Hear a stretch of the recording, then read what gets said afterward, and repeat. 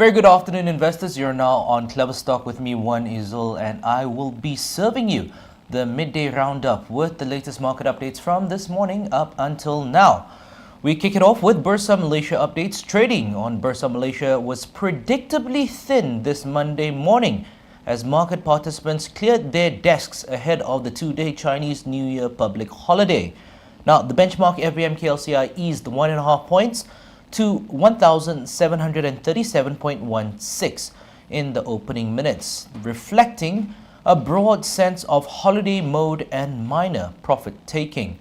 Market operator Bursa Malaysia and its subsidiaries will be closed on Tuesday and Wednesday, the February 17th and 18th, with operations set to resume on Thursday, February 19th.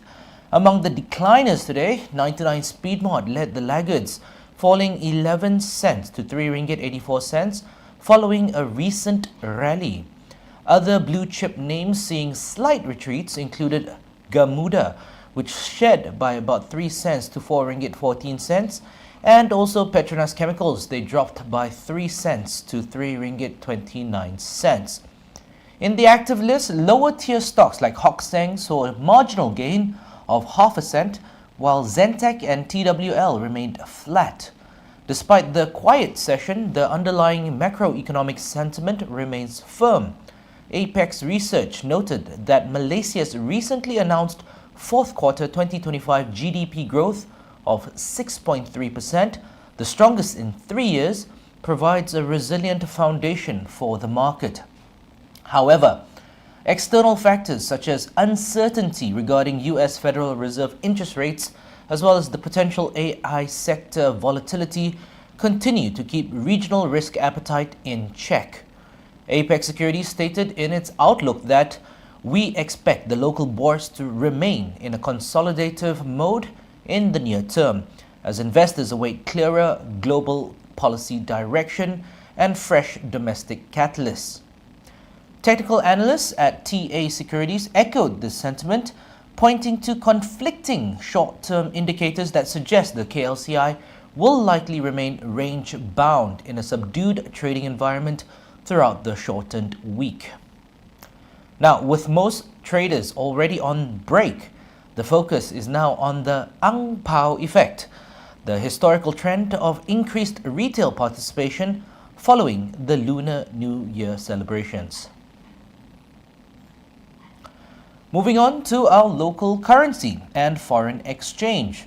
The Malaysian ringgit maintained its upward trajectory on Monday morning, opening firmer against the US dollar as markets reacted to the stronger than expected 6.3% GDP growth for the fourth quarter of 2025. The positive economic data released last Friday has injected fresh confidence into the local currency, which is now making a concerted attempt to break the 3.9 ringgit barrier. At 8 a.m. this morning, the ringgit was quoted at 3.8970 or 3.9190 against the US dollar, improving from Friday's close of 3.9060 or 3.9155. Analysts believe this momentum is a direct result of Malaysia's resilient domestic engine, which has consistently outperformed initial official projections. Bank Muamalat Malaysia Berhad Chief Economist Dr. Muhammad Afzanizam Abdul Rashid noted that the current official GDP forecast for 2026, currently pegged at 4.0% to 4.5%, is ripe for an upward revision. Now, Afzanizam said that this would mean the OPR, or the overnight policy rate, would be kept steady in 2026, as there is no urgency to overstimulate the economy. He also added that the country's resilient performance provides a buffer against external uncertainties, suggesting a stable interest rate environment for the year ahead. The central bank's likely decision to hold the OPR steady contrasts with the expected easing of the US Federal Reserve's monetary policy. Now, Dr. Muhammad Afzanizam explained that in the interest rate gap between the US Fed fund rate and the OPR would likely narrow as the Fed moves towards a more accommodative stance. As a result, he noted that the ringgit-dollar exchange rate would make another attempt to break the psychological level of 3 ringgit 90 cents today. Now, beyond the US dollar, the ringgit also demonstrated broad-based strength against a basket of major global currencies. Our ringgit appreciated against the euro to 4.6242 or 4.6503. It also rose vis-a-vis the British pound to 5.3178 or 5.3479.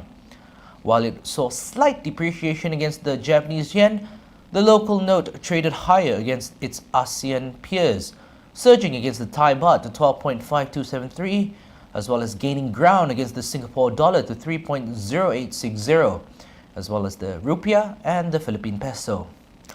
Dr. Afzanizam highlighted that the euphoria on strong growth continues to shape trader sentiment.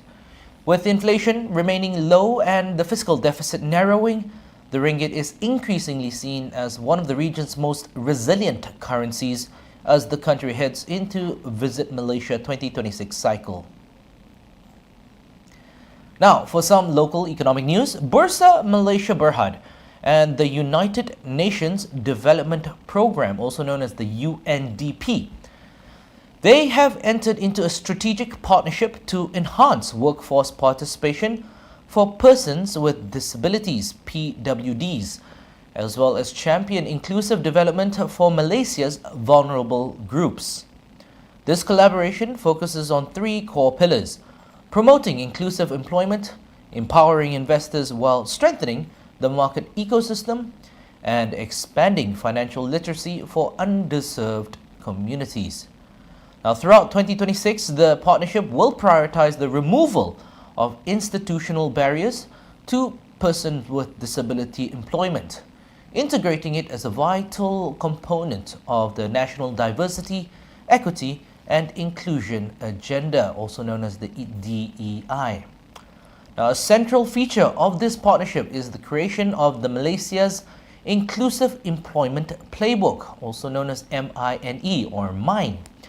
This guide is designed to provide public listed companies, PLCs, and broader corporate entities with actionable frameworks and evidence-based strategies to build accessible workplaces. Bursa Malaysia CEO Datuk Fadil Muhammad said that through this partnership, the development of the MINE Playbook is a landmark step in building markets that drive social impact and expand economic participation. He also added that the exchange aims to do more than connect capital to companies. It seeks to connect opportunity to people by embedding inclusive hiring into structured sustainability roadmaps. Now, the initiative addresses a critical gap in Malaysia's human capital utilization. While the national unemployment rate fell to a record low of 2.9% in late 2025, PWD participation remains significantly lower than the general population. UNDP representative Edward Verchich noted that excluding PWDs from the economy is not only a social issue, but an economic one, leading to lost productivity and higher vulnerability. By standardizing these practices through the MINE Playbook, Bursa Malaysia intends to make Malaysia's capital market a regional leader in social sustainability. Now, the partnership also includes a strong focus on financial literacy, ensuring that underserved groups have the tools to manage and grow their wealth within a more equitable financial system. Continuing on with more economic news updates, Sarawak Premier Tan Sri Abang Johari Tun Openg has reaffirmed the state's commitment to accelerating its clean energy transition, identifying reliable and renewable electricity as the primary driver of Sarawak's future competitiveness. Speaking at the ASEAN Sarawak Business and Economic Forum 2026, the Premier emphasized that energy planning is now being treated as core economic infrastructure rather than a supporting function, especially as global demand for artificial intelligence, AI, data centers, and advanced manufacturing surges. Now, Abang Johari stated in his keynote address that energy availability will not become a constraint of growth. He also noted that continued investment in renewable generation and grid reliability is essential to meet the rising demand from digital infrastructure and regional energy interconnections. To mitigate execution risks and increase investor confidence, the state is finalizing the Sarawak investment policy. Now, this new framework aims to streamline approvals through Invest Sarawak, providing clearer rules and also more predictable processes. Now, the Sarawak Premier explained that the Sarawak investment policy will provide clearer rules, faster approvals, and more predictable processes. This directly addresses the execution risks and credibility gaps. By the year 2030, he envisions an investment landscape where investors should face fewer handoffs, clearer requirements, and greater certainty from entry to operation. Now, parallel to these reforms, the state is preparing to implement a carbon levy mechanism. Abang Johari assured businesses that this transition would be balanced against economic competitiveness, stating that thorough considerations have been made on social economic impacts and industry competitiveness to support businesses in their transition. Now, under Sarawak's portion of the 13th Malaysia Plan, the government has allocated 9.3 billion ringgit in development expenditure for 2026. Now, these funds are targeted at infrastructure, energy systems, and digital readiness. The state's focus will remain on high-value downstream activities, particularly downstream gas, petrochemicals, and high-value industries where there is a clear fit between energy supply, infrastructure, and policy certainty. ASEAN Economic Club Chairman Tan Sri Michael Yeo added that Sarawak's strategic location makes it a vital link in the economic map of East Asia, connecting major economies like China and Japan with Australia and New Zealand. He also noted that Sarawak's leadership in hydrogen energy is set to make it a regional pioneer in the green transformation. Now, the Premier concluded by saying that the period from 2026 to 2030 is critical. Decisions taken now in energy systems, industrial capacity, fiscal discipline, and institutional coordination will sharpen Sarawak's competitiveness well beyond this decade. Now, we'll take a short break, but don't go away. When we return, we'll have some corporate news developments for you. Hope you guys are having a wonderful Monday.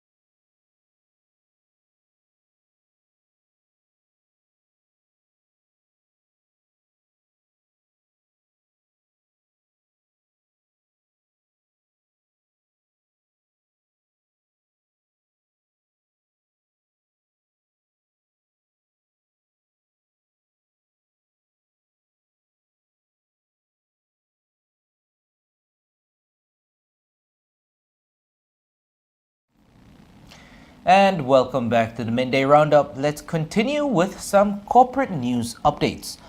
The recently released Petronas Activity Outlook, also known as the PAO or POW, 2026 for 2028, does not signal a broad-based recovery for the domestic oil and gas sector. Instead, TA Research notes an increasing divergence across various subsegments, suggesting that while some players will thrive, aggregate industry earnings may face limited upside. According to the research house, the activity mix indicates that recovery is concentrated in narrow scopes rather than a widespread cyclical upturn. Now, the research house stated in their report that while turnaround works, pipeline activity, and the improved outlook for fabrication of fixed structures provide selective pockets of support, persistent softness in offshore support vessels or OSVs demand, as well as the downward revisions in hookup and commissioning HUC man hours, are likely to weigh on sector-wide earnings momentum. One of the most robust catalysts identified in the PAO is the surge in onshore plant turnaround activity. The outlook highlights plant turnaround works in 2026 as the strongest near-term catalyst, positioning Steelhawk Berhad as a key winner given its direct exposure to this front-loaded workload. Now, the latest guidance indicates 12 plant turnarounds for 2026, a significant upward revision from previous forecasts. The outlook for pipeline-related activity has also seen a material upgrade. Revised line pipe length volumes for 2026-2027 are significantly higher than previous estimates, implying improved execution visibility. Now, TA Research noted that the beneficiary here is Pantech Group Holdings Berhad, given its direct exposure to pipeline fabrication and pipe-related works, though it also maintained a cautious stance on the stock's overall valuation. Now, in the fabrication segment, while the total number of units is lower than earlier projections, the mix has shifted towards WHP, which is wellhead platform, medium structures rather than lighter units. Now, this shift favors Malaysia Marine and Heavy Engineering Holdings Berhad (MHB), which maintains a strong direct exposure to Petronas-related engineering and commissioning. In the year 2025, the group reinforced its position by securing 3 EPCIC contracts from Vestigo Petroleum for the Kurma Manis Irong Timur and Berantai East projects. Conversely, the outlook for offshore support vessels or OSVs and jackup rigs remain modest. TA Research noted that jackup demand has normalized, with projections pointing to stable but not cyclical growth.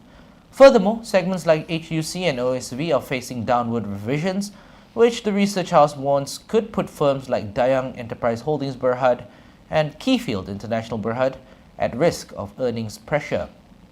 Citing the lack of a broad-based recovery, TA Research has downgraded the Malaysian oil and gas sector from neutral to underweight. Despite this, it remains selective with buy calls for MHB, Steelhawk and Keyfield, reflecting a belief that specific contract winners can still outperform a stagnating broader market.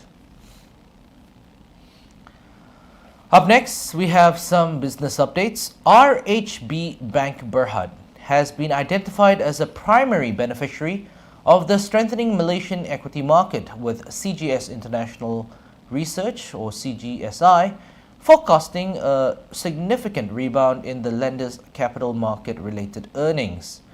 Following a challenging 2025 that saw nearly a 20% drop in their average daily value or ADV for the equity market, CGSI projects a 4.6% increase in ADV for 2026, a reversal expected to bolster RHB's non-interest income. Now, the bank's high exposure to investment-related businesses is a strategic advantage in a recovering market. Historically, capital market-related income, primarily from equity trading and advisory has constituted over 50% of RHB's total fee income. Now, the research house explained that this, coupled with the improved sentiment in the equity market, bodes well for RHB Bank's capital market income for the year 2026. In light of these positive catalysts, CGSI Research has maintained its add call on RHB Bank and significantly raised its target price to 10 ringgit from the previous 8 ringgit 10 cents. Now, this re-rating is supported by a lowered cost of equity assumption, which is from 10.2% to 9.6%, and that's driven by an improved credit charge-off rate, which now averages a lean 18 basis points. Now, the research house also adjusted its earnings per share or EPS growth forecast for the bank's interim growth phase upward to 5.5%, and that was from 4.5% previously. Now, this adjustment reflects management's successful positive jaws strategy, a focus on driving revenue growth while strictly containing overhead increases. While RHB Bank has set an ambitious internal ROE target of 12% under its Progress 27 transformational program, CGSI Research conservatively expects the bank's ROE to improve to 10.6% by 2027 financial year. Now, despite the recent strong performance of its shares, the bank continues to trade at a price-to-earnings multiple of 9.7 times for the year 2026, which remains the lowest in the domestic banking sector and well below peer average of 11.6 times. With a robust dividend yield expected to hover around 5.8 to 6%, RHB remains a top pick for investors seeking exposure to Malaysia's resilient economy and rebounding capital markets. The bank's commitment to digital expansion and retail wealth management further strengthens its long-term growth narrative as a modern, high-profitability financial institution. And finally, we're going to be wrapping it up with some major corporate developments and deals across Malaysia. Here are some trading ideas for you.